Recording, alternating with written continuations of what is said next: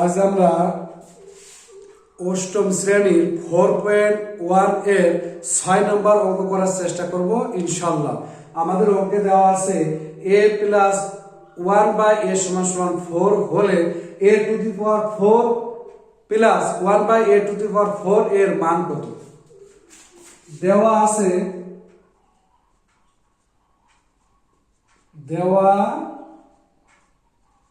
আছে a plus 1/a সমান সমান 4। যেহেতু আমাদের মান নির্ণয় করতে হবে সেক্ষেত্রে আমরা লিখব প্রদত্ত রাশি। অতএব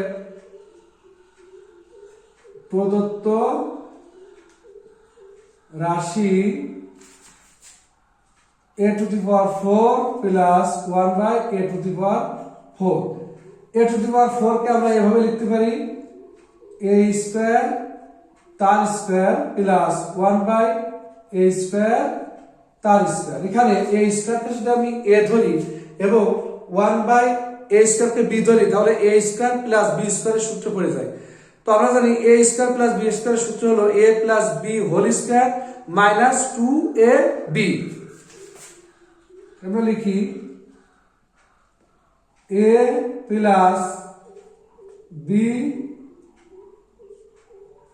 হোল স্কয়ার মাইনাস 2ab।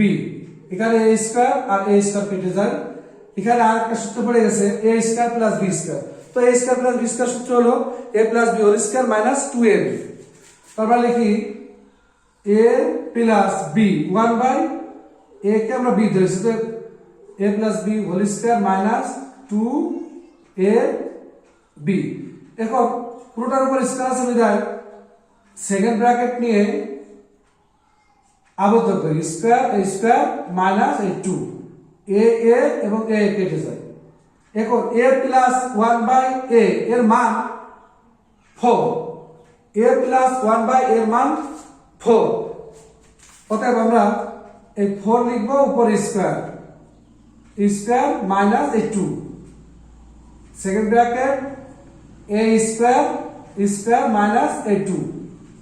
এখানে 4 স্কয়ার 4 কে স্কয়ার করলে পাওয়া যাবে 4 গুণ 4 অর্থাৎ 16। মানে দুটো 4 দুইবার গুণ হবে 4 গুণ 4 সমান সমান 16। তো এক্ষেত্রে 16 বিয়োগ 2 স্কয়ার মাইনাস 2। 16 থেকে 2 বিয়োগ করলে থাকে 14 তার স্কয়ার মাইনাস 2। 14 কে স্কয়ার করলে আমরা পাবো 14 গুণ 14 অর্থাৎ 196। 196 বিয়োগ 2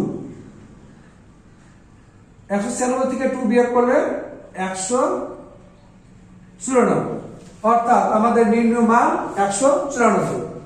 অতএব